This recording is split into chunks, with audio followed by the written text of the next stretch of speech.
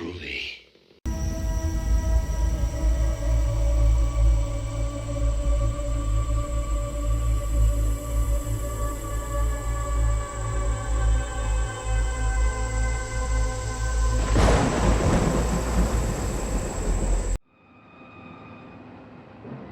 Look at that!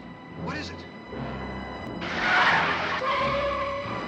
Put on your space cadet suits and let's go far beyond the stars. Yoo-hoo! And thanks for tuning in to another cult horror movie review. This is part science fiction, part horror movie, and 100% 1950s classic desert B-movie. Before Jack Arnold gave the world genre classics like Creature from the Black Lagoon and its sequel, Tarantula, and The Incredible Shrinking Man, he directed It Came from Outer Space in magnificent 3D. It's one of the earlier examples of the fears on nuclear warfare and the Red Scare being translated into cinema. And when you're talking about alien movies released during the golden age of sci-fi, it's hard not to mention this one. But just before we get going, if there's a cult horror movie you'd like me to review, leave me a comment down below.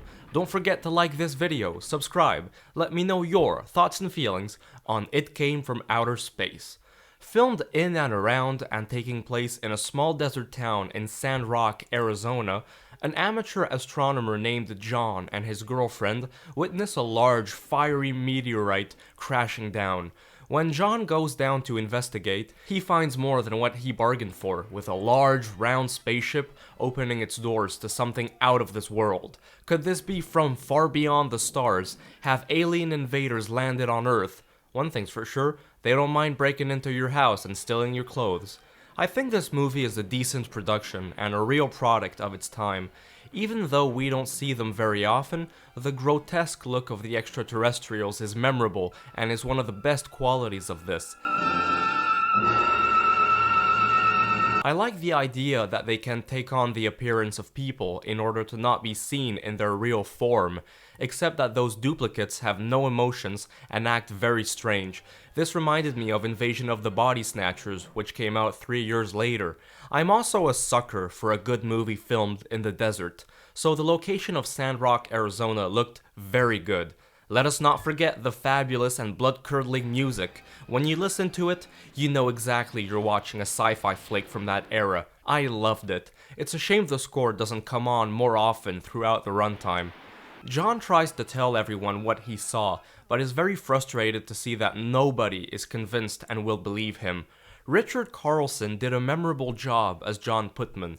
He's really the only character who takes an interest and wants to learn from the fabulous discovery right in front of him, even if his performance is a little B-movie-ish, but hey, that is exactly what this is. I like how he tries and really wants to understand those aliens, while the rest of the town just wants to go in guns blazing and destroy the unwanted visitors. There's a rather powerful message on the fear and the acceptance of the other in this story. And on his side, actress Barbara Rush, who to my big surprise won a Golden Globe Award in 1954 for the category of Most Promising Female Newcomer. She lived a long life, and even just passed away 5 months ago.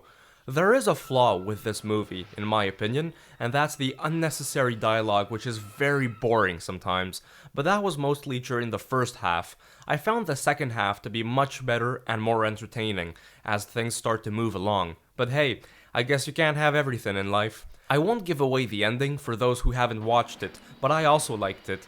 It gives off a certain pleasant feeling, an ending which makes you feel kinda good inside afterwards. It reminds me of the Steven Spielberg films like Close Encounter of a Third Kind and E.T. Overall, this is not a perfect science fiction horror film, but it's got its merits, and I enjoyed watching this cult classic. So, if you're curious enough, check it out.